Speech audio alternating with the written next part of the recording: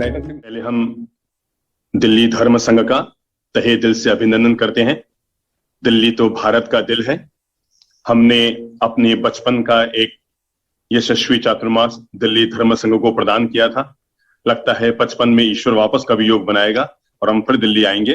पर मैं जैन कुशल युवक मंडल, इनके सक्रिय कार्यकर्ता, इनके पूर्व पदाधिकारी, वर्तमान पदाधिकारी और सभी कार्यकर्ताओं का तहे दिल से अभिनंदन करता हूं, जिन्होंने प्रभु की वाणी को सुनने का अवसर बनाते हुए, दिव्य वाणी, जीवन निर्माण की वाणी को सुनने का अवसर बनाते हुए आज का ये जूम दिव्य प्रवचन सत्संग का आयोजन किया है। हमारी तरफ से बहुत बहुत अभिनंदन।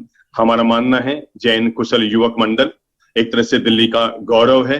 इस मंडल के द्वारा दिल्ली धर्म संघ को, विशेषकर दादाबाड़ी, नई दिल्ली की जो दादाबाड़ी है, उसके विविध प्रकार की गतिविधियों को संचालित करने में अलग अलग समय पर जैन कुशल युवक मंडल के कार्यकर्ताओं ने जो अपनी अहम भूमिकाएं अदा की है, वो स्वागत योग्य है। हम तहे दिल से आपका अभिनंदन करते हैं और ये दुआ करते हैं दादा गुरुदेव के नाम को सार्थक करते हुए आप धर्म संघ की इसी तरह से सेवाएं करते रहें। आपके द्वारा धर्म संघ के कल्याण के लिए, कहते हैं ना, संघ की सेवा करो तो त्रितंकर गोत्र का उपार्जन होता है, और आपके मंडल के द्वारा धर्म संघ की इसी तरह सेवाएं होती रहे, हम ये मंगल कामना करते हैं। हमें निमंत्रण आया, आदरणीय श्री ललित जी नाहटा के द्वारा हमें सूचना मिली थी कि जैन कुशल युवक मंडल इस तरह से कार्यक्रम कराना चाहता है। हमने कहा दिल्ली के लिए तो मामूली बात है, आप दिल्ली के लिए हमें कभी भी याद करेंगे। दिल्ली धर्म संघ को हमारी तरफ से किसी भी काम के लिए कभी भी ना नहीं होगा, क्योंकि हम मानते हैं आज जो हमारा नाम, यश, कीर्ति देश भर में फैली हुई है, इसका श्री गणेश दिल्ली से हुआ था। हमने अपना वो दिल्ली चातुर्मास करके फिर हम वाराणसी गए थे, बनारस, और वहां पर 2 साल पढ़ाई करने के बाद फिर हमने पूरे देश भर की यात्रा शुरू की थी। चलो आज हम जीवन के खास बिंदु पर अपना परिचय लेते हैं, और वो है जीवन को कैसे स्वर्ग बनाए। देखो भाई, हमारा जीवन परमपिता परमेश्वर का प्रसाद है।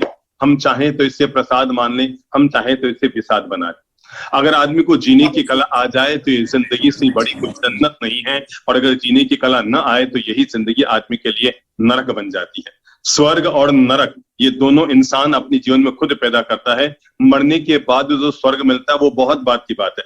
अच्छा, आपको पता है मरने के बाद जो स्वर्ग मिलता है उसके लिए पहली शर्त होती है कि आपको स्वर्गीय होना पड़ता है, और तस्वीर के नीचे स्वर्गीय अमुक चंद जी, स्वर्गीय अमुक चंद जी, स्वर्गीय अमुक चंद जी नाम लिखा जाता है। पर एक बात तय है, तस्वीर के नीचे स्वर्गीय लिखने से कोई आदमी स्वर्ग में जाता नहीं है। स्वर्ग में जाने के लिए आदमी को आज का जीवन स्वर्ग में जीना पड़ता है। जिसका आज का जीवन स्वर्ग है उसका अगला जन्म भी स्वर्ग है, और जिसका आज का जीवन नरक है उसका अगला जीवन भी नरक है। समझो, जो हर समय पॉजिटिव थिंकिंग में जीता है, बड़ी सोच का मालिक बनता है, हमेशा दूसरों से प्रेम, प्यार, मोहब्बत करता है, घर परिवार में एक दूसरे के काम आने की कोशिश करता है, समाज में एकता और मिठास और माधुर्य घोलने की कोशिश करता है, उस आदमी को मरने के बाद स्वर्ग नहीं मिलता।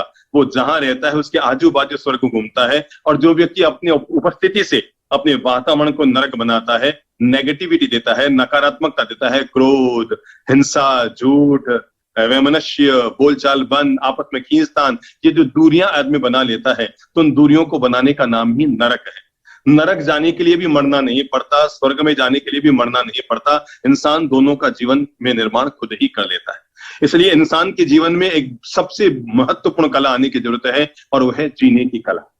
हम लोगों ने इंसान को पहला पाठ यही पढ़ाया कि अगर इंसान जीने की कला सीख ले, न हो जाए जीवन भला, आओ इससे पहले सीख ले हम जीवन जीने की कला, न हो जाए जीवन भला।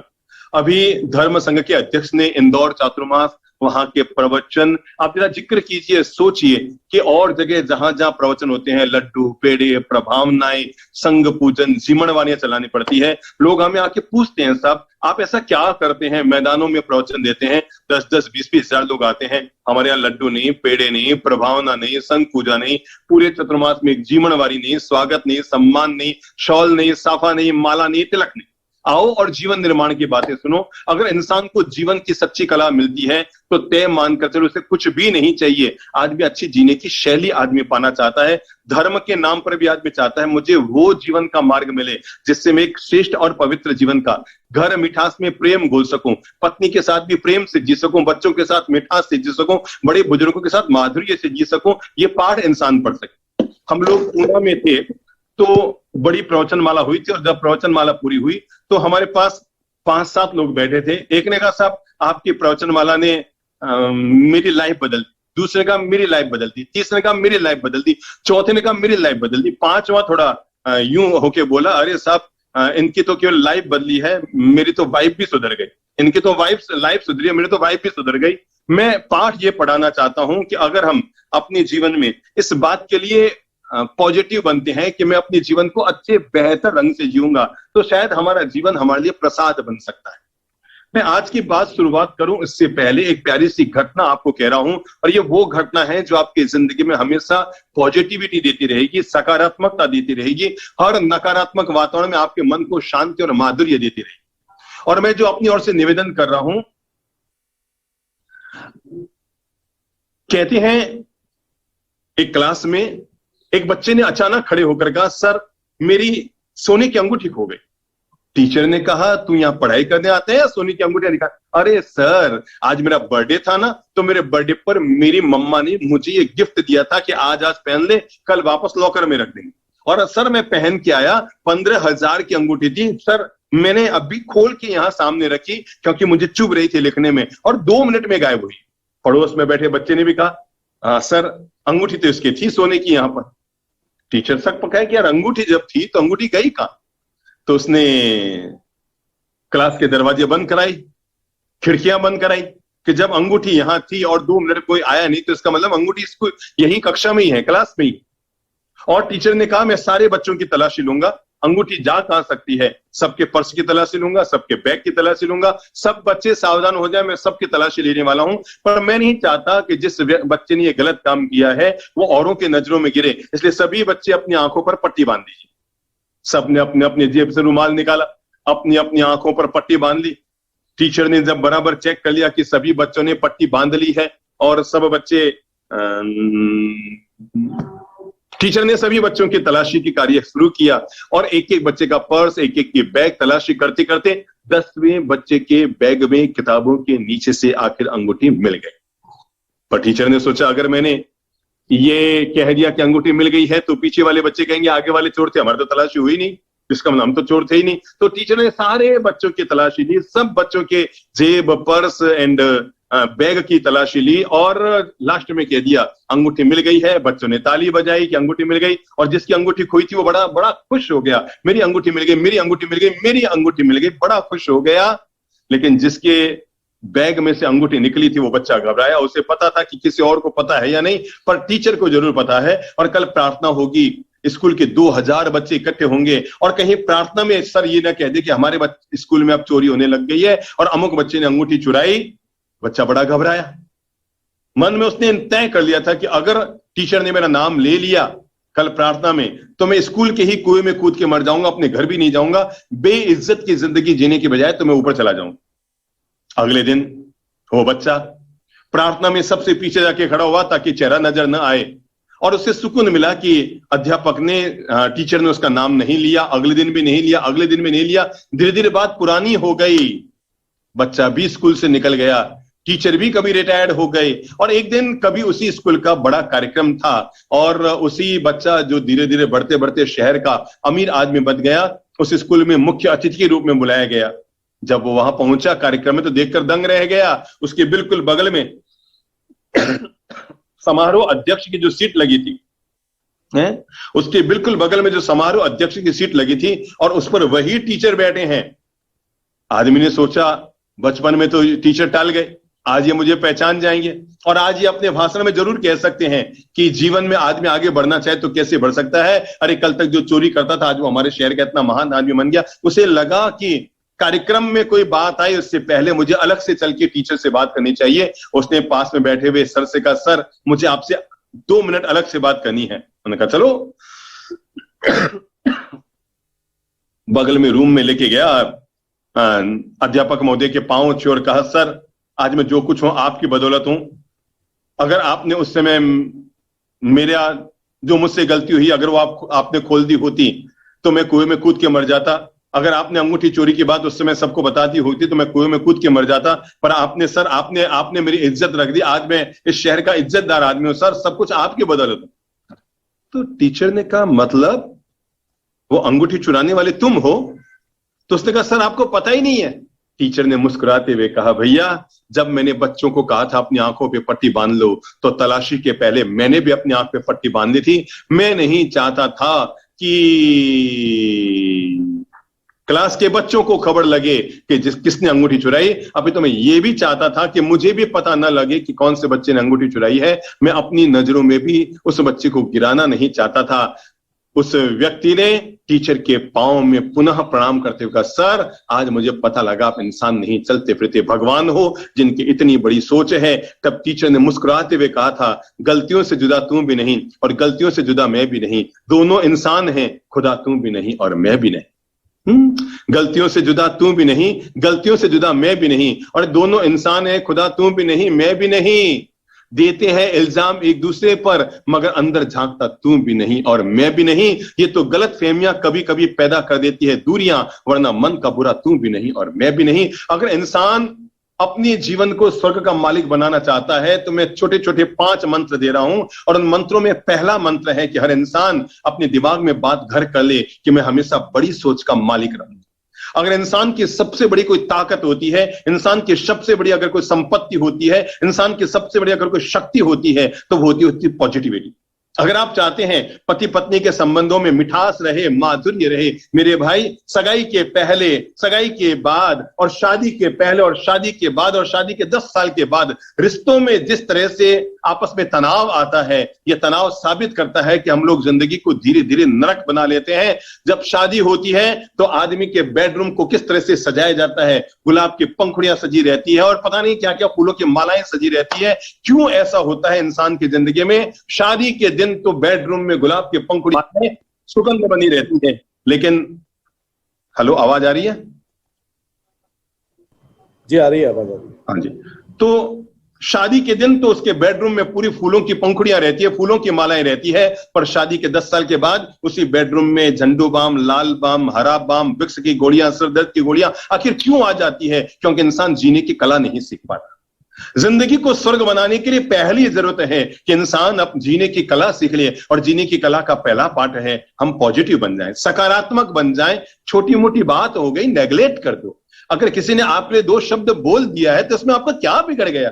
आपको किसी ने आके कहा कि वो आपके लिए ऐसा बोल रहे थे और आपने झट से उसके लिए मान्यता बना ली कि वो मेरे लिए ऐसा कैसे? अरे बोल दिया तो बोल दिया, कह दिया तो कह दिया, हो गया तो हो गया। मेरे भाई जिंदगी में इतना बड़प्पन तो इंसान के भीतर होना ही चाहिए कि मैं और कुछ नहीं तो छोटी मोटी किसी गलतियों को माफ कर सकूं। अगर भगवान श्री महावीर अपने कान में कीले ठुकवा सकते हैं और भगवान श्री कृष्ण शिशुपाल की 99 गलतियों को माफ कर सकते हैं, तो क्या हम 2 कड़वे शब्दों को सहन नहीं कर सकते? 2 अपमान के शब्दों को सहन नहीं कर सकते? हो सकता है कभी पत्नी ने टेढ़ा बोल दिया, अरे मैं कहता हूं उसको भी मुस्कान और मिठास और पॉजिटिविटी में ले लो। पत्नी ने गुस्से में आकर कह दिया तुम तो जानवर हो जानवर, तो इसमें गुस्सा खाने की कहां जरूरत है? अरे भाई आप भी तो रोज उस पर गुस्सा करते हैं, आज पहली बार उसने बोल दिया तुम जानवर हो जानवर। आप झट से हमारी बातों को तवज्जो दीजिएगा, और जब आपको धर्मपत्नी बोल दे तुम तो जानवर हो जानवर, तब मुस्कुरा कर कहना तुम बहुत अच्छी है, तुझे बिल्कुल सही परिभाषा दे दी, मैं वास्तव में जानवर हूं। पत्नी और चौंकेगी, अच्छा अच्छा अच्छा मुझे चिढ़ा रहे हो? तब मुस्कुरा कर कहना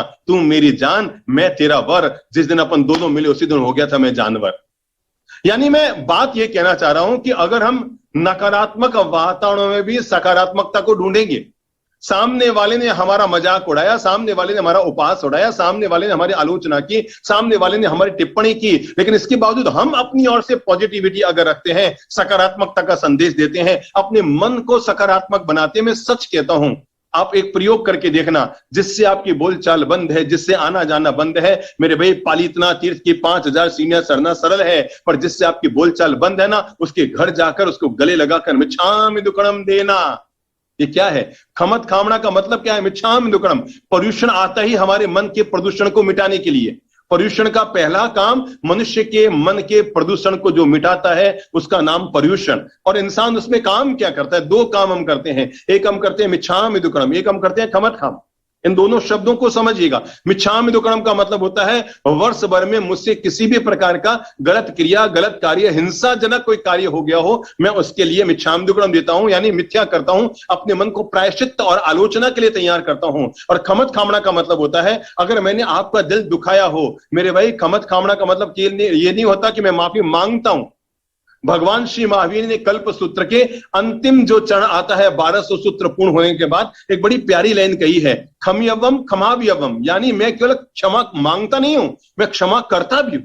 जितना सरल है क्षमा मांगना। एक मिनट में बोल देते भाई साहब सॉरी। अरे भाई केवल क्षमा मांगो मत, किसी ने आपका दिल दुखा दिया तो दिल बड़ा करके उसको क्षमा करने का भी बड़प्पन दिखाओ। बड़ा वो नहीं होता जो उम्र में बड़ा होता है, बड़ा वो नहीं होता जो पैसा ज्यादा कमाता है, घर में बड़ा वो होता है जो वक्त आने पर झुकने को तैयार होता है। घर को एक रखने के लिए, समाज को एक रखने के लिए, परिवार को एक रखने के लिए। समाज में महान वे नहीं होंगे जो अड़ंगेबाजी करेंगे, जो तनाव पैदा करेंगे, जो दूरियां पैदा करेंगे। समाज में हमेशा मान्य और आदरणीय वे होंगे जो समाज को जोड़ने के लिए आपस में झुकने को तैयार हो जाएंगे। मैं तो कहूंगा अध्यक्ष पद के लिए दो लोग खड़े हुए और लगा कि समाज में वातावरण बिगड़ रहा है तो सच्चा अध्यक्ष वो नहीं होगा जो तब भी अड़ा रहे कि चाहे जैसे चुनाव हो जाए मैं लाखों लाख खर्च करके अध्यक्ष बनूंगा। पर सच्चा अध्यक्ष वो बनेगा जो अपनी ओर से त्याग की भावना लाकर कहेगा अगर इस बात को लेकर समाज में दूरियां बनती है, मैं अध्यक्ष बनना नहीं चाहता, मैं अपने समाज को एक रखना चाहता हूं। यह है आदमी का सकारात्मक नजरिया। हम जैसे सकारात्मक नजरिए के मालिक बनेंगे, समझिए आप मीटिंग में बैठे हैं, आपको पता है कि अमुक महानुभाव मीटिंग में जब भी आते हैं हमेशा अड़ंगेबाजी करते हैं, टांग अड़ाते हैं या वातावरण को बिगाड़ते हैं, आप उसके प्रति पॉजिटिव बनिए। वो आपके प्रति नकारात्मक है, मैं आपको जीवन का पाठ पढ़ा रहा हूं। बड़े से बड़ा आपका जीवन का दुश्मन क्यों ना हो और जिससे वर्षों से आपकी बोलचाल बंद क्यों ना हो, केवल 6 महीना जब आप मंदिर में प्रार्थना करें, दादाबाड़ी में प्रार्थना करें, अपने घर पे प्रार्थना करें, तब प्रार्थना में ये बोल जरूर लीजिए, हे भगवान वो जो मेरा दुश्मन जिसने पाल रखी है आप उसको सद्बुद्धि दो, उसका भला करो, उसका कल्याण करो। मैं सच कहता हूं 6 महीने के भीतर भीतर आपके पॉजिटिव विचारधारा, आपकी सकारात्मकता सामने वाले के दिल को परिवर्तन कर देगी और 6 महीने में ही वो एक दिन आपके घर के दरवाजे पर खड़ा होगा और उसकी आंख में आंसू होंगे क्योंकि आपने अपनी भावनाएं निर्मल कर दी। अरे हम तो बोलते हैं ना, भावे भावना भाविये भावे दीजिए दान और भावे जिनवर पूजिए। अंतिम लाइन क्या है? भावे केवल ज्ञान। अगर हम भावनाओं को निर्मल कर लेते हैं, अपनी विचार दशाओं को निर्मल कर लेते हैं, अपनी सोच को पॉजिटिव बना लेते हैं, तय मानकर चलिए हमारी बड़ी सोच, हमारी निर्मल भाव दशाएं, हमारे उन्नत विचार ये आज नहीं तो कल सामने वाले के मन को प्रभावित करते। तो मैं अपनी ओर से पहला अनुरोध जो करना चाहूंगा जीवन को स्वर्ग बनाने के लिए, आज से हम संकल्प कर लें। आप देश के सबसे बड़े शहर में रहते हैं, भारत के दिल में रहते हैं, पूरे देश का संचालन आपके शहर से होता है। आप केवल वहां के लोग अगर केवल एक काम करें और वह है अपनी सोच को बड़ा बनाना।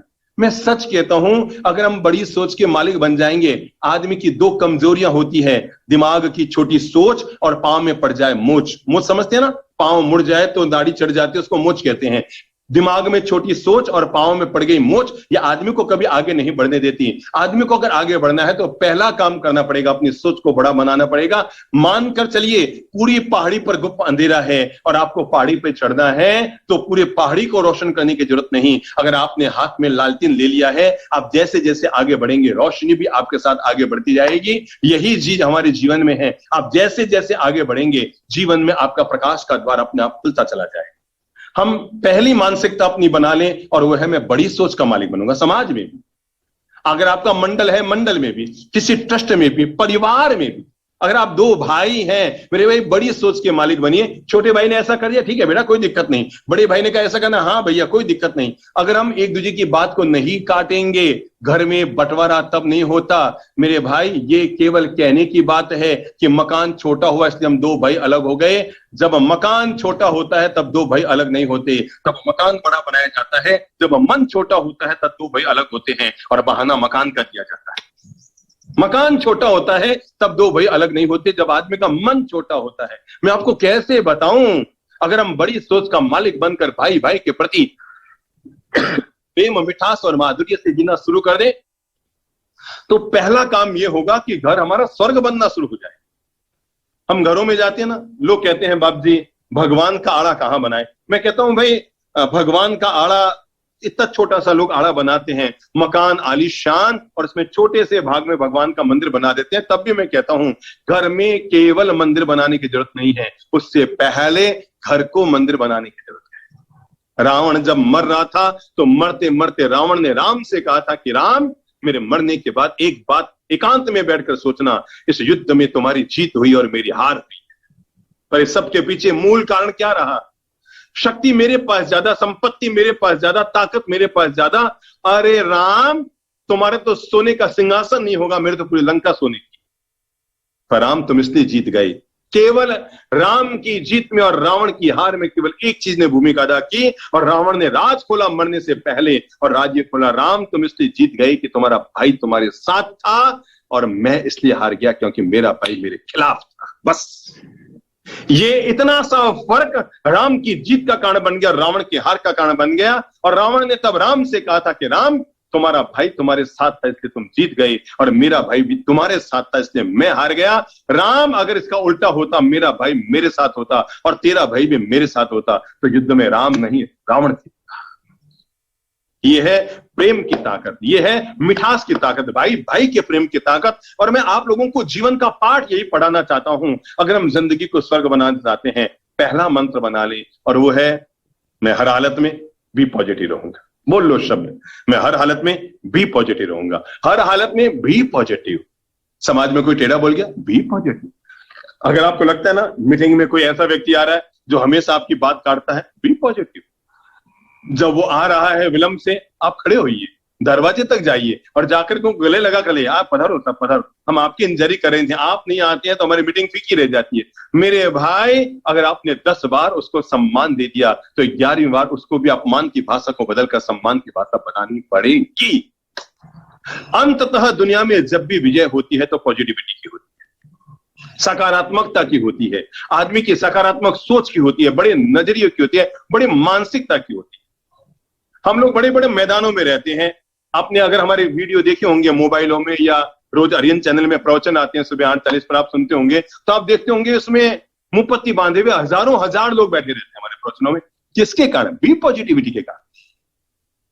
हजारों लोगों ने हमारे प्रवचनों में अब तक मांसाहार को छोड़ा है, बुरे व्यसनों का त्याग किया है। किस कारण? Be positivity. जब हम इंसान की मनोदशाओं को ठीक कर देते हैं तो इंसान अपने आप अपने जीवन को रूपांतरण के लिए तैयार होता है। आज हम पहला मन बनाए, अपने आप को तैयार करें, मैं बी पॉजिटिव, हर हालत में सकारात्मक रहूंगा, चाहे जैसी बात बिगड़ जाए, समस्या काहे कितनी भी क्यों न बड़ी हो, पर वो बाजी जीत जाता है जिसकी सोच बड़ी।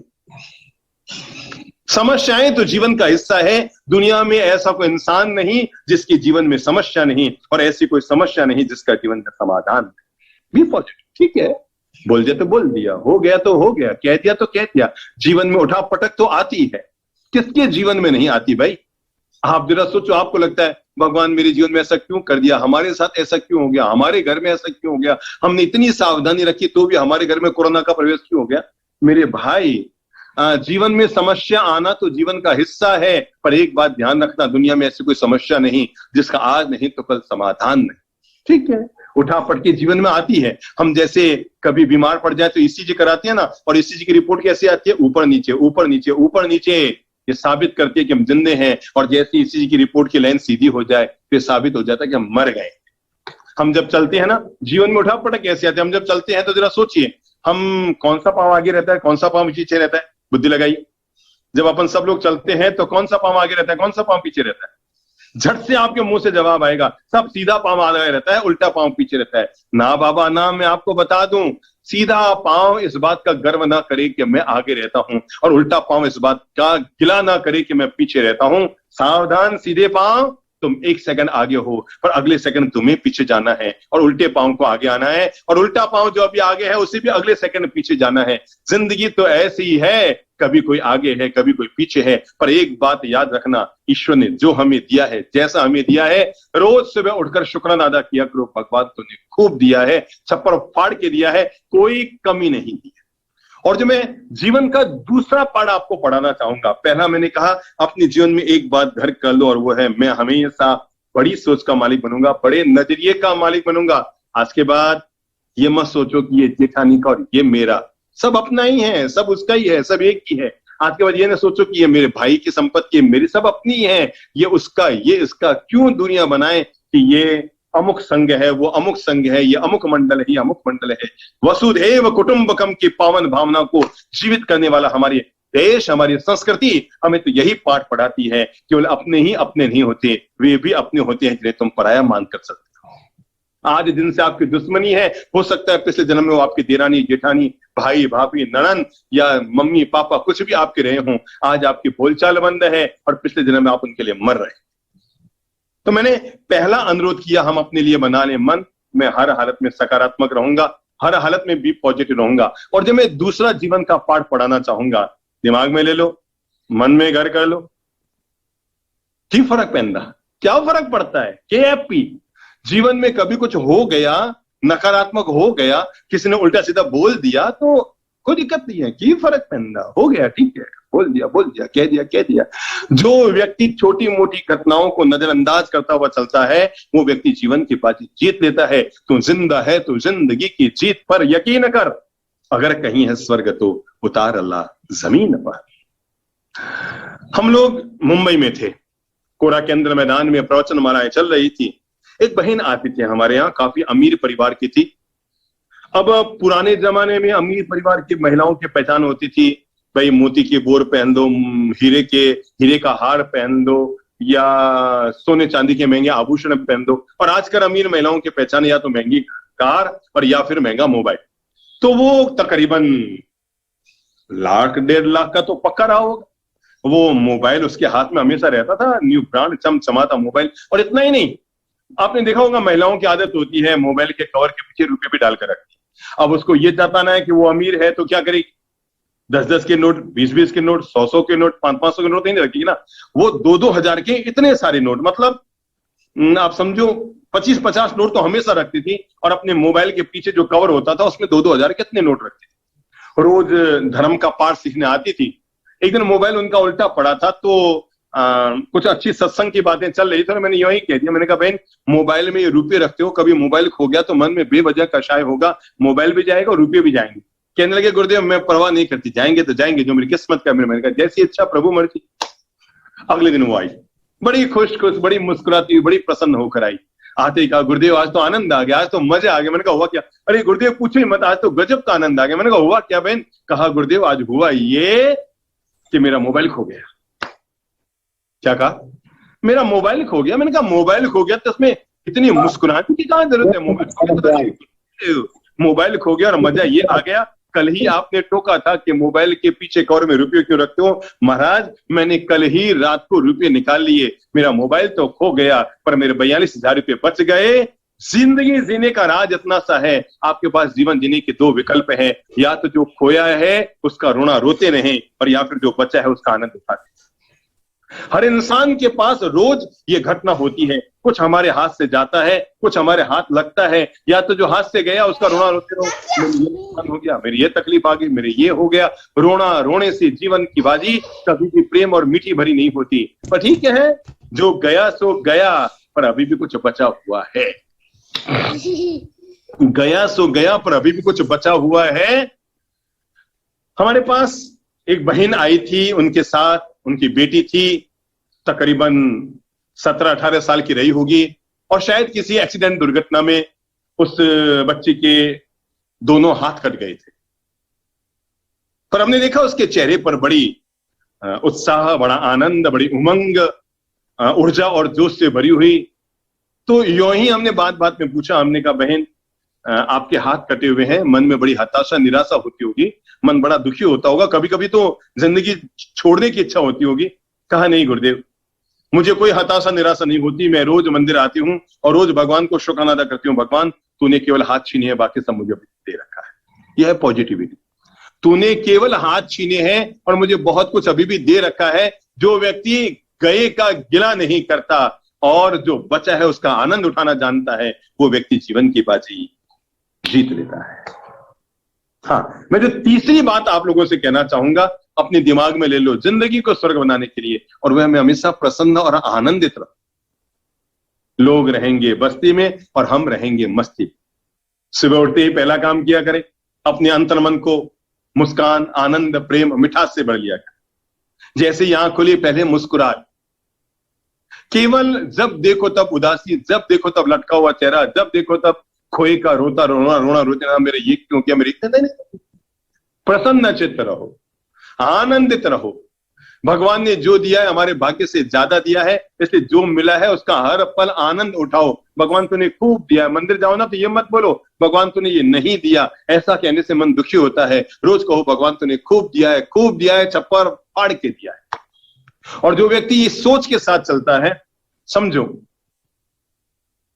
अब नई दिल्ली में चल रहे हैं और किसी चौराहे पर पहुंचे और लाल बत्ती जल गई, चौराहे पर लाल बत्ती जली हुई है। अब उस चौराहे पर एक मारुति वैन में व्यक्ति बैठा है, दोपहर के 2 बज रहे हैं, मई का महीना है, जून का महीना है, वो गर्मी में तप रहा है और इतना भयंकर तप रहा है कि अंदर कार में बैठा बैठा ही भगवान को कोस रहा है, भगवान कैसी कार दे दी है, इसमें तो एसी भी नहीं है, मारुति वैन में एसी होती नहीं है तो इसमें एसी भी नहीं है। लेकिन तभी उसके बगल में एक 80 लाख की कार आकर रुकती है, अमीर आदमी उसमें पीछे बैठा है, ड्राइवर आगे बैठा है। अब लाल बत्ती जलने के बाद तो 2 लाख की कार को भी रुकना पड़ेगा और 80 लाख की कार को रुकना पड़ेगा, दोनों रुकी हुई है। अब मारुति वैन में बैठे हुए इंसान के मन में आ रहा है, हे भगवान काश मुझे भी क्या ये 80 लाख वाली कार मिल जाती तो मैं भी आराम से एसी में बैठता और जिंदगी के मजे लूटता। पर मैं आपको कैसे बताऊं, उसके बिल्कुल बगल में वहीं लाल लाइट के पहले खड़ा है एक व्यक्ति, एक्टिवा में खड़ा है और वो सोचता है भगवान काश मुझे ये क्या मिल जाती, मारुति वैन मिल जाती। अरे कम से कम सिर पे छप्पर तो रहता, अरे अभी तो गर्मी खा रहा हूं। बिल्कुल उसके बगल में, एक्टिवा वाले के बगल में एक साइकिल वाला खड़ा है जो सोचता है भगवान मुझे भी कोई सेकेंड हैंड एक्टिवा ही दिला दे, अरे कम से कम सामने चढ़ाई है पैडल मार मार के छाती नहीं तोड़नी पड़ेगी। उसके बिल्कुल बगल में एक पैदल आदमी खड़ा है, वो सोचता है भगवान मुझे साइकिल दिला दे, पर मैं कैसे बताऊं, बिल्कुल बगल में फुटपाथ पर एक लूला आदमी बैठा है और जो मन में सोच रहा है हे भगवान काश मुझे पांव मिल जाते तो जैसे ये आदमी पैदल चल रहा है मैं भी चल पाता। जिंदगी बड़ी गजब की है, लूला रो रहा है पांव वाले को, पांव वाला रो रहा है साइकिल वाले को, साइकिल वाला रो रहा है बोलो बोलो बोलो एक्टिवा वाले को, एक्टिवा वाला रो रहा है मारुति वैन वाले को, और मारुति वैन वाला रो रहा है ऑडी कार में जो बैठा है 80 लाख की कार का मालिक उसको। और कैसे बताऊं, जो उस कार में बैठा है वो अपनी घरवाली को रो रहा है कि मैं जब भी कहीं काम से जाऊं, जब भी कहीं घूमने निकलूं, वो कोई ना कोई बहाना बनाकर अपनी किटी पार्टियों में चली जाती है, मेरे साथ नहीं चलती। मेरे भाई जिंदगी जीना आपके हाथ में है, तय आपको करना है। हम सुबह उठते क्या बोलते हैं, सुप्रभातम। सुप्रभातम का मतलब क्या होता है, सुप्रभातम का सु हमें कहता है जीवन सुंदर हो, प्र हमें कहता है प्रसन्नता पूर्ण हो, भा हमें कहता है भाग्यशाली हो, त हमें कहता है तनाव रहित हो, और म हमें कहता है मंगलमय हो। तय हमें करना है कि हम अपने हर दिन की शुरुआत सुप्रभातम से करते हैं या नहीं करते। हर दिन की शुरुआत सुप्रभातम से कीजिए और अपने जीवन को सुंदर प्रेम पूर्ण मीठा मधुर बनाने का आनंद लीजिए।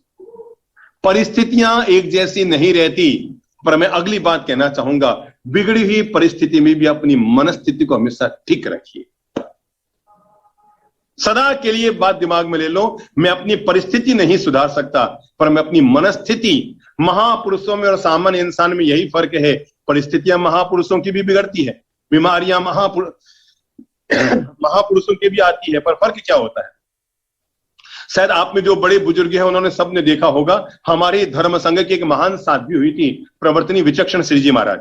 मैं समझता हूं नाम तो सबने ही सुना है जो मुझे सुन रहे हैं, और कईयों ने उनके दर्शन किए होंगे। मैं बताना ये चाह रहा हूं, परिस्थिति बिगड़ने पर भी व्यक्ति अपनी मनस्थिति को कैसे ठीक रख सकता है। कहती है उनके कैंसर का रोग था और इतना भयावह कैंसर हो गया था कि हर समय खून और मवाद उनके शरीर से बहता रहता था, लेकिन वो इतनी शांति, इतनी आनंद, ये जो कहते हैं ना देह में व्याधि पर मन में समाधि, ये भाव वहीं से निकल कर आए थे और हर आदमी को सोचने के लिए मजबूर किया कि व्याधि में भी समाधि को कैसे हासिल किया जा सकता है। और उस कैंसर ग्रस्त महान साध्वी ने भी कितनी शांति, कितनी शांत भाव दशाओं के साथ, परिस्थिति तो शरीर की बिगड़ी पर मनस्थिति न बिगड़ी। सामान्य इंसान और महापुरुषों में यही फर्क है, सामान्य इंसान की परिस्थिति बिगड़ती है, मनस्थिति बिगड़ जाती है, पर महापुरुष वो होते हैं जिनकी केवल परिस्थितियां बिगड़ती है पर मनस्थिति नहीं बिगड़ती।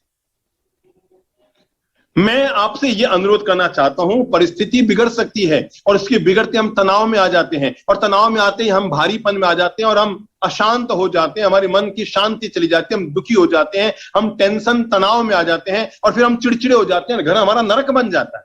हो गया सो हो गया। एक मंत्र हमेशा याद रखो, जो मेरा है वो जाएगा नहीं, और जो चला गया वो मेरा था ही नहीं। जो मेरा है, सब बोले, जो लोग सुन रहे हैं ना सब बोल लो, जो मेरा है वो जाएगा नहीं, और जो चला गया वो मेरा था ही नहीं। आपको लगता है ना बेटा आपको धोखा दे के चला गया, मकान पे कब्जा कर लिया, आपको किराए के कोई दिक्कत नहीं है। जो मेरा है वो अभी भी मेरे पास है, तेरा है सो तेरे पास है, जो तेरा है वो अभी भी तुम्हारे पास है, और जो तेरा नहीं था वो चला गया। जो मेरा है वो जाएगा नहीं, जो चला गया वो मेरा था ही नहीं। जो व्यक्ति इस मंत्र को अपने जीवन में जोड़कर रखता है वो जीवन में कभी दुखी नहीं होता। सुखी होना, दुखी होना, सुबह उठते अपने आप से रोज पूछा करो, हे जी आज तुझे सुखी होना है कि दुखी होना है? तो सुखी राम बनना चाहता है कि दुखी राम बनना चाहता है? दुखी राम बनना चाहता है तो भी रास्ता है, सुखी राम बनना चाहता है तो भी रास्ता है। दुखी राम बनना चाहता है नकारात्मक के रास्ते पे चले जा, सुखी राम बनना चाहता है सकारात्मकता के रास्ते पे चले जा। और जैसे ही आपका मन गवाही दे सुखी राम बनना चाहता है कि झट से अपने अंतर्मन को पॉजिटिविटी से भर लो, छो कोई दिक्कत नहीं, हो गया हो गया। कोई मेरा 2 लाख दबा के बैठ गया, दबा गया, 20 लाख भी दबा गया, दबा गया, भगवान तेरी बड़ी मेहरबानी है, रुपये डूबे हैं, मैं तो नहीं डूबा ना। जो व्यक्ति छोटी मोटी घटनाओं में यह सोच लेता है अरे अमुक नुकसान हुआ पर मैं तो बच गया ना। मुझे याद है एक दादाजी दादाबाड़ी के दर्शन करके निकल रहे थे, नई दिल्ली की इस घटना समझ लो भले या किसी और की, दादाबाड़ी के दर्शन करके निकल रहे थे, सामने से एक व्यक्ति आया, साइकिल पर आया और वो बूढ़े दादा से टकरा गया तो टक्कर लगी, दादाजी गिर गए तो थोड़ी यहां भी खरोंच आ गई, थोड़ी यहां भी खरोंच आ गई, ज्यादा चोट तो नहीं लगी पर 2-4 जगह खरोंच आ गई। तय है खरोंच आ गई तो दादाजी को गुस्सा आया, चिल्लाने लगे, थोड़े अपशब्द कहने लगे, और साइकिल वाले से कहा अरे भैया तूने मुझे पटक दिया, मेरे चोट लग गई। साइकिल वाले ने कहा दादाजी आप जो भी हैं आप एक काम करो, आप कहां से आए रहे? मैं दादाबाड़ी से दादा गुरुदेव के दर्शन करने आया हूं। तो साइकिल वाले ने कहा दादाजी एक काम करो, आप जहां भी मंदिर दादाबाड़ी आए हो ना, ये 50 रुपए ले जाओ और वहां पर दादा गुरुदेव को और भगवान को प्रसाद चढ़ा दो। दादाजी ने कहा तू समझता क्या, एक तो मुझे पटक दिया और ऊपर से मंदिर। अरे दादाजी आज आपका दिन बहुत अच्छा है। कहा मतलब? अरे दादाजी मेरे और आपके टकराने के योग तो थे, रोज मैं ट्रक चलाता हूं, आज पहली बार साइकिल चला रहा। समझो अगर आप ट्रक से टकराए होते तो आपका क्या होता। ये ऊपर वाले की गजब की व्यवस्था है, वो पहाड़ की घटना को राई में तब्दील कर देता है। पर इंसान है जो राई में भी दुखी होकर के मन को दुखी करता रहता है। हम भी पॉजिटिव बना लेते हैं अगर अपने मन को, और मैंने कहा इसके लिए बंद मान कर चलो, और वो है परिस्थितियों से अपनी मनस्थिति को प्रभावित नहीं करूंगा। समझो घर में अचानक आपके फोन आया, कानपुर से फोन आया, भैया महरौली आ रहा हूं दर्शन करने के लिए, सोचा बहुत दिन हो गए तुमसे मिले हुए तो इस बार मिलने के लिए आऊंगा। और फोन करने वाले और कोई नहीं, आपके सगे चाचा जी थे। चाचा जी का फोन आया कि भाई मिलता हुआ जाऊंगा, महरौली के दर्शन करके फिर वापस आ जाऊंगा। चाचा जी आ रहे हैं, 2 साल में पहली बार आ रहे हैं, तो क्या करोगे?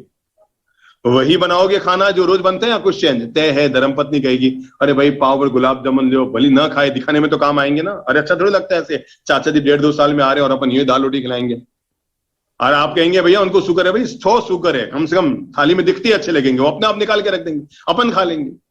पाव और गुलाब जामुन भी आ गई, 2 कचौलियां भी आ गई, 2-3 सब्जियां भी बन गई, आज चावल भी छौंके गए, मीठे चावल भी बना लिए गए, और चाचा जी आए, भोजन करने बैठे। शुगर थी पर मान रखते हुए आधा गुलाब जामुन खाए, आधी कचौली खाई, 2-3 फुलके खाए, सब्जी खाई, दाल चावल खाए, छौंके हुए थोड़े चावल खा लिए, थोड़े मीठे चावल खा लिए, और बड़ा जाते हुए आभार किया, हमारे बेटा बहुत मजा आ गया, 2 साल हो गए मिले हुए, तुमने इतना मान सम्मान प्रेम दिया, मजा आ गया बेटा, आनंद आ गया। और जाते जाते बहू के हाथ में 2000 रुपए पकड़ा गए, 2000 का नोट पकड़ा गए। आपको पता है बहू क्या सोचेगी? यही सोचेगी ना, हे भगवान ऐसे चाचा जी को रोज भेज जो 100 रुपए का खाए और 2000 का नोट देकर जाए।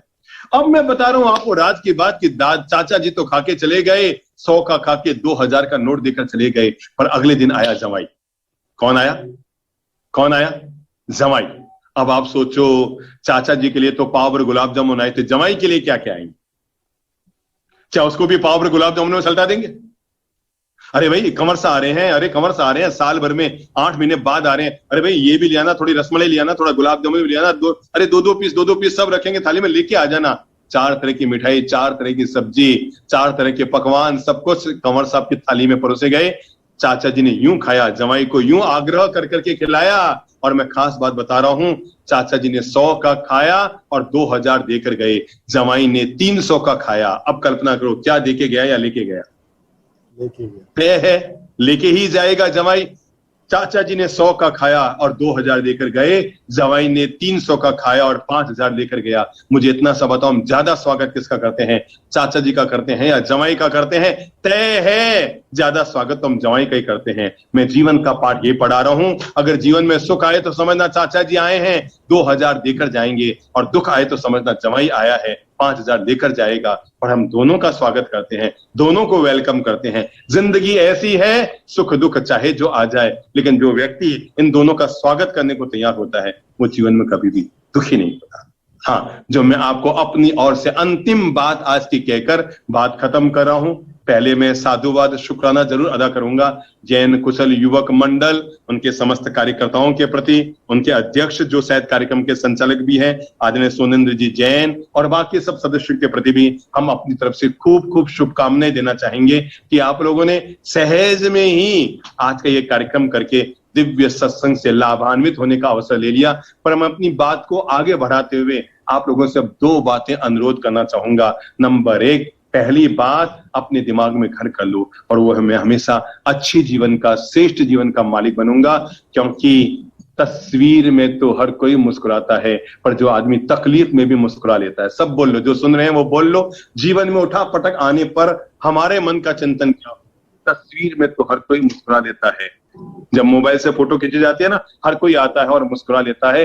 तस्वीर में तो हर कोई मुस्कुराता है, पर जो व्यक्ति तकलीफ में भी मुस्कुरा ले वो जीवन की बाजी जीत लेता है। अपने वे नहीं होते जो तस्वीर में हमारे साथ होते हैं, असली अपने वे होते हैं जो तकलीफ में भी हमारे साथ होते हैं। और एक बात याद रखना, दुनिया में कोई भी इंसान अपने चेहरे से महान नहीं होता है। आदमी जब भी महान होता है अपने चरित्र से महान होता है। भगवान श्री महावीर आज 2500-2600 साल के बाद भी अगर मंदिरों में पूजे जा रहे हैं तो इसलिए नहीं कि उनका चेहरा सुंदर था, वो इसलिए पूजे जा रहे हैं क्योंकि उनका चरित्र सुंदर था। कल्पना करो, हमारे सामने अभी कोई बहुत महंगी कार में पता लग जाए कि जो बहन आ रही है वो 1000 करोड़ की संपत्ति की मालकिन है, बड़ी महंगी कार में आएगी, हीरो का सेट पहना हुआ है, चमचमाती हुई कार है, 2 अंगरक्षक उसके साथ हैं, पर क्या उसको देखकर किसी का मन करेगा कि मैं उसको मच्छर मंदा में बोलूं, या पांव छूं, या इच्छा में खमास में बोलूं, कि तिकुत तो बोलूं?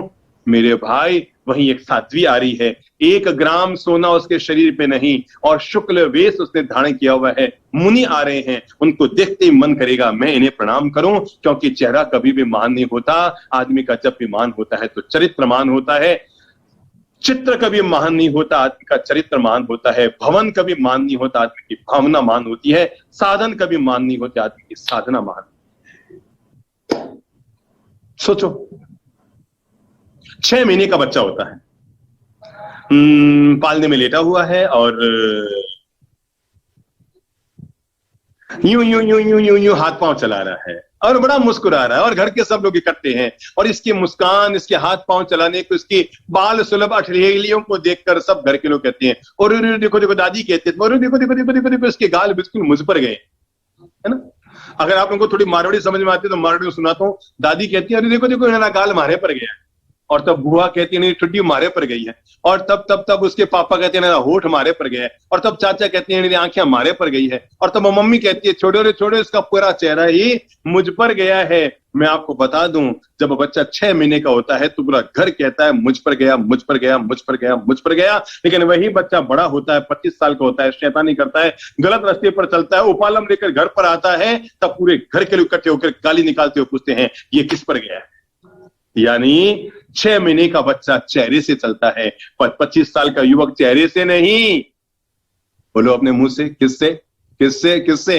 अपने चरित्र से चलता है। इसलिए आदमी को अपना चरित्र हमेशा महान रखना चाहिए, निर्मल जीवन का मालिक बनना चाहिए, निर्मल चरित्र का मालिक बनना चाहिए। जो व्यक्ति निर्मल चरित्र का मालिक होता है, निर्मल जीवन का मालिक होता है, वो व्यक्ति जीते जी भी स्वर्ग का आनंद लेता है, और मरने के बाद भी स्वर्ग की गति को ही प्राप्त करता है। मेरे भाई, हम अपने जीवन को स्वर्ग बनाएं, अपनी जिंदगी को जन्नत बनाएं, घर के वातावरण को हम ऐसा बनाएं, प्रेम और मिठास भरा, एक दूसरे के काम आने लायक, एक दूसरे के साथ मिठास से जीने वाला वातावरण हम बनाएं। इतना प्रेम भरा वातावरण अपने घर का बनाइए कि आपको कहीं स्वर्ग में जाने के लिए मरने की जरूरत ना पड़े। अभी तो आप जहां रहें जीते जी अपनी जिंदगी को आप स्वर्ग बनाने में सफल हो जाए।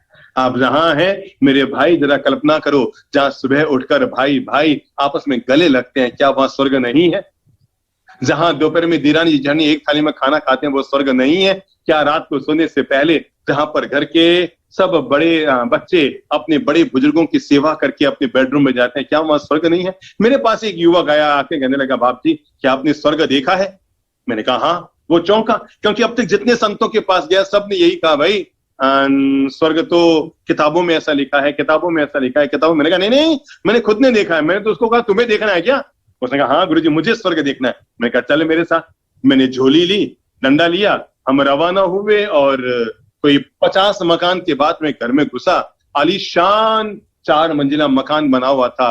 पहले माले में, दूसरे माले में, तीसरे माले में, चौथे माले में चढ़ा। एक बूढ़ी महिला थी, अपने हाथ से खाना बना रही थी। 85 साल की डोकरी अपने हाथ से रोटी बेल रही थी और उनके पास में 88 साल का उनका बूढ़ा पति थाली में रोटी खा रहा था। तो हम वहां पहुंचे। मैंने माता जी को पूछा, मैंने कहा माता जी आप आपका हाथों खाना बनाओ है? बाप जी माता जी आपके संतान के बाप जी बेटे तो 5 है पर खाना अपने हाथ से बनाने का।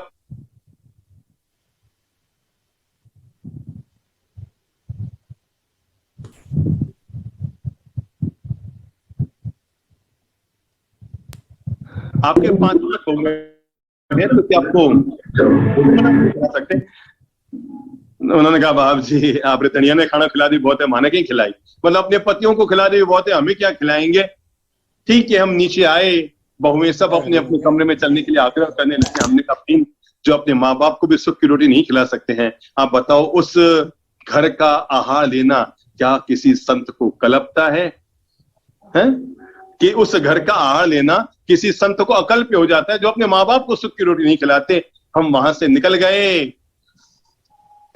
10 मकान के बारे एक और घर में गए, वहां भी बूढ़ी माता जी थी, बड़ी मुस्कुरा रही थी, बड़ी खुश खुश बैठी थी। मैंने कहा माता जी आनंद में? अरे बाप जी स्वर्ग में हूँ, स्वर्ग में। मैंने कहा माता जी, अरे बाप जी बेटा खूब सेवा करे भैया, खूब सेवा करे। अरे तो ध्यान रखे बाप जी, हमारे तो 5 भैया रत्न है, हीरा है, हीरा। सुबह कोई सेवा करती है, दोपहर में कोई सेवा करती है, गरम चाय, गरम दूध, समय पर भोजन, रात को मालिश करती है, रात को सेवा करती है। अरे बाप जी रोज एक बहू कोई ना कोई मेरे पास जरूर सोती।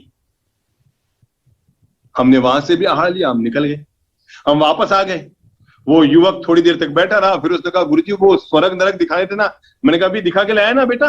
क्या नहीं नहीं मैं तो समझा ही नहीं। मैंने कहा जिस घर में 5 बेटों के रहते हुए भी बूढ़ी माँ को अपने हाथ से खाना बनाना पड़े उसी का नाम नरक है, और जहां पर 5 बेटों के साथ में बूढ़ी माँ बहुत प्रेम मिठास आनंद से जीती हो उसी का नाम स्वर्ग है। और मैं चाहूंगा हर व्यक्ति अपने घर को स्वर्ग बनाए। आज की अंतिम बात कहकर बात खत्म कर रहा हूं, और वो है बचपन में सुना है, जवानी में सुना है, आज दोबारा सुन लो, और वो है भगवान जो करता है सो अच्छा करता है। बस जब हम इस मंत्र को अपने जीवन के साथ जोड़ लेते हैं तो जीवन के लाख लाख दुविधाओं से हम बाहर निकल जाते हैं। और वो छोटा सा मंत्र है, भगवान जो करता है अच्छा ही करता होगा। हालांकि हर जगह तो ये लागू नहीं किया जा सकता है कि भगवान जो करता है सो अच्छा करता है, पर फिर भी अगर आप जीवन के अपने खास खास बिंदुओं पर भी अगर लागू कर देते हैं कि भगवान जो करता है सो अच्छा करता है, तो आप जीवन की 90% समस्याओं से बच जाए, 90% समस्याओं से बच जाएंगे। ठीक है, ऐसा कर दिया कोई बात नहीं, बोल दिया कोई बात नहीं, कह दिया कोई बात नहीं, भगवान जो करता है सो अच्छा ही करता होगा। श्री प्रभु की जो मर्जी। अपनी बात पूरी करूं उससे पहले सबने बचपन में वो कहानी सुनी, और नहीं सुनी है तो आज मैं आपका अभिभावक बनकर आपको एक कहानी सुना रहा हूं, क्योंकि मेरी माँ ने मुझे जब मैं 8 साल का था तब ये कहानी सुनाई थी। इसलिए मेरी बचपन की वो कहानी है जो 55 तक भी रोज मेरे दिलो दिमाग में अपनी पॉजिटिव भूमिका अदा करती है। और कहानी जब मैं कहूंगा तो सबको याद आएगी, और कहानी इतनी सी है, राजा का अंगूठा कटने वाली कहानी। सबको याद है कौन सी कहानी? राजा का अंगूठा कटने वाली कहानी। राजा का अंगूठा कट गया और राजा पीड़ा से करा रहा था, पट्टी बांध रहा था और पीड़ा से करा रहा था। तभी मंत्री का आना हुआ और टसकते हुए राजा ने कहा, अरे मंत्रीश्वर, मेरा अंगूठा कट गया। राजा की आंखों में आंसू थे, पीड़ा और दर्द से तड़प रहे थे। और तभी मंत्री के मुंह से भूल से निकल गया, महाराज इतने दुखी क्यों होते हो? भगवान जीवन में कुछ अच्छे के लिए करता है। अब राजा का तो अंगूठा कटा हो और मंत्री बोल दिया अच्छे के लिए करता है, तो तय मानकर चलो राजा सहन तो नहीं कर पाएगा ना। गुस्से में आए हुए राजा ने कहा, ये मंत्री, अरे मंत्री नहीं, ये तो वॉचमैन बनाने के काबिल नहीं, चपरासी बने, इसको उठाओ, जेल में डाल दो, कारागार में डाल दो। कहते हैं उस शहर के मंत्री को सब छोटी सी गलती पर गुस्से में आकर राजा ने कहां डाल दिया? कारागार में डाल दिया। गुस्से में आकर राजा ने उसको कारागार में डाल दिया।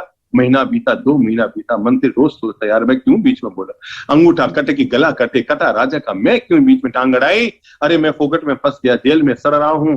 महीना, 2 महीना, 3 महीना, 4 महीने बीत गए। कहते हैं एक बार राजा जंगल में घूमने के लिए गया, रास्ता भटक गया और भटकते भटकते भटकते भटकते इतने गहरे जंगल में पहुंच गया जहां कोई आदमी नजर न आए। अचानक जंगल के भीलों ने, आदिवासियों ने उस राजा को पकड़ लिया और उन्हें किसी की, उस बहुत पुरानी बात है, किसी की बलि देनी थी। उस समय गलत मान्यताएं चलती थी कि बलि दो तो ऐसा हो जाता है। उन्हें किसी की बलि देनी थी अपनी देवी को संतुष्ट करने के लिए, और वो देवी की बलि के लिए किसी की तलाश कर रहे थे और ये सुंदर राजा मिल गया। राजा ने बहुत कहा, मैं राजा, उनका काय का राजा, जंगल के राजा हम, मैं तू कहा का राजा। पकड़ के ले गए, बलि की तैयारी हो गई, नहलाया धुलाया, नए कपड़े पहनाए और सारे मंत्रोच्चार, ये वो अटरम पटरम गटरम, सारे मंत्रोच्चार भी हो गए। और कहते हैं जैसे ही कुमकुम का छींटा भी डाल दिया गया और जैसे ही बलि दी जाने वाली थी कि पास में खड़े हुए बुजुर्ग व्यक्ति ने कहा, अरे घोर अनर्थम, इसकी बलि तो हो ही नहीं सकती, इसका अंगूठा कटा है, देखो देखो इसका अंगूठा कटा है, और जिसका अंग भंग होता है उसकी बलि नहीं हो सकती। राजा छोड़ दिया गया। 7 दिन तक भटकता भटकता भटकता भटकता राजा वापस अपने राजमहलों में आया। रास्ते भर तक सोचता रहा, भगवान जो करता है सो अच्छा करता है। मंत्री ने बिल्कुल सही कहा, अगर मेरा अंगूठा न कटा होता तो मेरी मौत तय। कहते हैं राजा राजमहल में आया और राजमहल में आने के बाद उसने मंत्री को कारागार से बाहर निकलाया, क्षमापना की, सॉरी कहा और कहते हुए कहा, भैया तूने बिल्कुल ठीक कहा था, भगवान जो करता है। सारी घटना सुनाई कि किस तरह आदिवासियों ने पकड़ा और किस तरह बलि की तैयारी हुई और किस तरह छुरा चलने वाला था और किस तरह अंगूठा कटा था, सो मैं बच गया। अरे मंत्रीश्वर, तूने बिल्कुल सही कहा, आज मुझे पक्का भरोसा हो गया, भगवान जो करता है सो अच्छा करता है। पर एक बात बता मंत्री, और बात इतनी सी बताओ कि मेरा अंगूठा कटना तो अच्छे के लिए हुआ क्योंकि मैं बच गया, पर तुम 4 महीने से जेल में पड़े रहे, ये कैसे अच्छे के लिए हुआ? मंत्री ने तब मुस्कुराते हुए कहा, महाराज ये तो और भी अच्छे के लिए हुआ। कल्पना करो, अगर आपका अंगूठा न कटता, अगर आपने मुझे जेल में न डाला होता, महाराज अपन दोनों घूमने जाते। आपका अंगूठा कटा होता महाराज और आपने मुझे जेल में नहीं डाला होता महाराज, अपन दोनों जंगल में एक साथ घूमने जाते महाराज। रास्ता भटकते भटकते दोनों जंगल में पहुंच जाते, भील अपन दोनों को पकड़ लेते महाराज। आप तो अंगूठा कटा था सो बच जाते, पर बलि का बकरा मैं बन जाता। भगवान ने मुझे जेल में डाला, ये भी अच्छे के लिए हुआ, और आपका अंगूठा कटा, ये भी अच्छे के लिए हुआ। जो सुन रहा है ना, हर आदमी अपने दोनों हाथ ऊपर करके मंगल प्रार्थना जरूर करे, हे ईश्वर आज पक्का भरोसा हो गया, तू जीवन में जो करता है कोई ना कोई अच्छे के लिए करता है। और जो व्यक्ति अपनी इस भाव दशा के साथ हम जिंदगी को जीता है कि जीवन में जो होता है अच्छे के लिए होता है, जैसा होता है, जिस रूप में होता है, जैसा हो जाए, मेरे भाई खुश रहना कि ना खुश रहना, प्रसन्न रहना कि अप्रसन्न रहना, आनंदित रहना कि न रहना, दोनों आपके हाथ में है, तय आपको करना है। मैंने एक लाइन में फिर अपनी बात खत्म करते हुए कहूंगा, जिंदगी जन्नत बनाई जा सकती है, जिंदगी स्वर्ग बनाई जा सकती है। आप जहां हैं कुछ भी नहीं बदलना है, मकान वही, दुकान वही, ड्रेस वही, एड्रेस वही, केवल अपनी मनोदशाओं को बदलना है। आप अगर ये सोचते हो कि बड़ी कोठियों में रहने वाले लोग बहुत ज्यादा सुखी हैं, कोई दिमाग से बात निकाल दें कि जिसके पास आलीशान कोठी है, कि महंगी कार है, अगर ये सब है तो आप शायद गलत सोच रहे हैं कि सारे सुख आदमी की अमीरी में है, अमीरी में कम सुख है। जो सुख पायो प्रभु भजन में, वो सुख ना ही अमीरी में। उपाध्याय देवचंद जी महाराज ने कहा था, चक्रवर्ती थे अधिक सुखी जे मुनि चारित्रलीन। जो व्यक्ति चरित्र में आ जाता है, साधना में आ जाता है, समाधि में आ जाता है, मुक्ति भावना में आ जाता है, तटस्थ हो जाता है, समत्व में आ जाता है, समता में, सामायिक में आ जाता है, वो व्यक्ति चक्रवर्ती से ज्यादा सुखी होता है। इसलिए धनी सो सुखी, अमीर सो सुखी, संपन्न सो सुखी ना बाबा ना। सुखी वो होता है जिसकी मनोदशाएं अच्छी होती है, जिसकी भाव दशाएं अच्छी होती है। अब अमीर को तो डॉक्टर ने कह रखा है घी नहीं खाने का, तेल नहीं खाने का। अब बताओ बेचारा खा खुआ के क्या खाएगा? 10 रुपए का खाना पूरा नहीं खा पाता क्योंकि डॉक्टर ने कहा है 2 फुल्का और लौकी की सब्जी, अब कितना खाएगा? मैं ये बताना चाहता हूं, धन इंसान को सुविधाएं तो देता है पर सुकून नहीं देता है। तब की जिंदगी और अब की जिंदगी में यही फर्क है। 50 साल पहले जिंदगी में सुकून बहुत था, सुविधाएं कम थी। आज सुविधाएं तो बहुत बढ़ गई पर सुकून हाथ से निकल गया। अपने बड़े बुजुर्गों के पास बैठकर एक बार पूछिएगा, अपने बड़े बुजुर्गों के पास बैठकर एक बार पूछिएगा कि दादाजी आज हम इतनी सुविधाओं का जमाना जी रहे हैं, आपके बचपन में सुविधाएं नहीं थी। तब वो जरूर कहेंगे बेटा सुविधाएं तो नहीं थी पर सुकून बहुत था। आज सुविधाएं बढ़ गई पर सुकून हाथ से चला गया। और सुकून भरी जिंदगी जीने के लिए मैंने आपको खास तौर पर आज अनुरोध किया, हम ये मंत्र तो अपने जीवन का हिस्सा बनाकर रखें और वो मैं हर हाल में, हर परिस्थिति में, हर व्यवस्था में, चाहे जैसी बात बने या बिगड़े, पर मैं अपनी इस दशा को हमेशा पॉजिटिव बनाकर रखूंगा, अपने मन को हमेशा पॉजिटिव बनाकर रखूंगा, अपने दिलो दिमाग को हमेशा पॉजिटिव बनाकर रखूंगा। जिन्हें 2 भाइयों में बोलचाल बंद है ना, मैं कहूंगा आज ही एक काम करना, एक छोटा सा काम कर लेना और वो है उनको एक फोन कर लेना जिससे बोलचाल बंद है। भैया कुछ नहीं, बस ललित प्रभु जी महाराज को सुना था और सुनते सुनते मन कह गया कि मैं तुम्हें ऐसे ही फोन कर दूं। कोई सॉरी कहने की जरूरत नहीं है, पर आपका एक फोन अगर उसको चला जाएगा, और भाई साहब कैसे हैं, बस ठीक है, बस कभी काम हो तो याद करना। आपने जैसे इतना सा भी फोन कर दिया, आपने संवाद शुरू कर दिया। विवाद तब बढ़ता है जब संवाद हमारे हाथ से निकल जाता है, पर जैसे हम संवाद शुरू करते हैं, बातचीत शुरू करते हैं, तो मन का विवाद धीरे धीरे हटता है। बोलचाल आपस में शुरू कर, चलाकर फोन कर दो, और भाई साहब क्या हालचाल है, बस ऐसी आपकी याद आ गई, हमने इसलिए आपको फोन कर दिया। जो व्यक्ति मन की दशा को हमेशा हर हालत में, शब्द याद रखो, पहला है स्वर्ग, दूसरा है नरक। सकारात्मक सोच का पहला शब्द है स यानी स्वर्ग, नकारात्मक सोच का पहला अक्षर है न यानी नरक। तय हमें करना है, हम नकारात्मक के साथ नरक में जीना चाहते हैं या सकारात्मक सोच के साथ स्वर्ग में जीना चाहते हैं। स्वर्ग उनके लिए है जो पॉजिटिव थिंकिंग रखते हैं, स्वर्ग उनके लिए है जो अपने गुस्से को अपने काबू में रखते हैं, स्वर्ग उनके लिए है जो दूसरों से प्रेम और मोहब्बत करते हैं, स्वर्ग उनके लिए है जो अपने गुस्से को अपने नियंत्रण में रखते हैं, स्वर्ग उनके लिए है जो दूसरों की गलतियों को माफ करने का बड़प्पन दिखाते हैं, और हाँ, स्वर्ग उनके लिए है जो हमेशा दयालु, करुणाशील और प्रेम भरे दिल के होते हैं। जिनके पास ये सब दौलत होती है, मैं जानता हूं वो दुनिया का कितना बड़ा अमीर आदमी होता है। हम बहुत प्रेम और सम्मान के साथ जैन कुशल युवक मंडल, जिनकी सेवाओं से दिल्ली धर्म संघ सदा लाभान्वित होता रहा है, हम उस मंडल का तहे दिल से अभिनंदन करते हैं। और भी जो लोग दिल्ली निवासी में सुन रहे हैं, हम सबके प्रति पिछले वर्ष भी इंदौर से लाइव रोज प्रवचन आए थे आर्यन चैनल में। इस साल भी 24 जुलाई से 50 दिन तक, संवत्सरी तक वही आर्यन चैनल में। चूंकि कोरोना काल है, चातुर्मास तो हमारा हैदराबाद तय था, पर अब हमारा चातुर्मास जोधपुर संबोधि धाम में है। आप लोग कभी भी जोधपुर या नागपुर तीर्थ पधारें, संबोधि धाम जरूर पधारिएगा। और संबोधि धाम में चूंकि हमारा चातुर्मास है, तो यहाँ से वैसे ही जैसे इंदौर से रोज लाइव प्रवचन होता था डी लाइव, वैसे संबोधि धाम से भी रोज सुबह 8:40 से 10 बजे तक नियमित प्रवचन आर्यन चैनल में लाइव होंगे। आप लोग अपने घर पे बैठकर सुन सकते हैं। जिन लोगों ने बहुत प्रेम से, मिठास से, माधुर्य से सुना, हमारी ओर से उन सब के प्रति बहुत बहुत दुआएं हैं। मैं मंगल कामना, शुभ कामना करता हूं आप लोगों के जीवन में खूब आनंद, मंगल, सुख, शांति, श्री सौभाग्य रहे। ईश्वर की दिव्य कृपा सदा आप पर बरसते रहे, सदा मांगल्य ही मांगल्य बना रहे। आप स्वस्थ रहें, प्रसन्न रहें, स्वच्छ रहें, स्वस्थ रहें, समृद्ध बने, ये हमारे दिल से दुआ और शुभकामना है। हाथ जोड़िए, मंगल पाठ ले लिए, फिर उपसंहार करते हैं। जो जहां बैठा है हाथ जोड़ लो, मंगल पाठ ले लो। नमो अरिहंताणम, नमो सिद्धाणम, नमो आयर्याणम, नमो उपज्जायाणम, नमो लोहे सव्वसाहुणम। एसो पंचनमुक्कारो सव्वपावपणसनु मंगलाणं च सव्यसिं परमं अवै मंगलम्। ओम ह्रीं श्रीं क्लीं ब्लौं ऐं श्री धरणेन्द्र पद्मावती परिपूजिताय पार्श्वनाथाय नमो नमः। ओम भगवती पद्मावती पद्मनेत्रे पद्मासने लक्ष्मीदाय रिद्धिं सिद्धिं जयं जयं विजयं कुरु कुरु स्वाहा। ओम ह्रीं श्रीं क्लीं ब्लौं ऐं सृजन दत्त कुशल सूरि एहि एहि वरम देहि देहि सुप्रसन्नो भव मम समीहितं कुरु कुरु। मंगलम भगवान वीरु, मंगलम गौतम प्रभु, मंगलम स्थूली भद्राद्या जन धर्मस्तु मंगलम।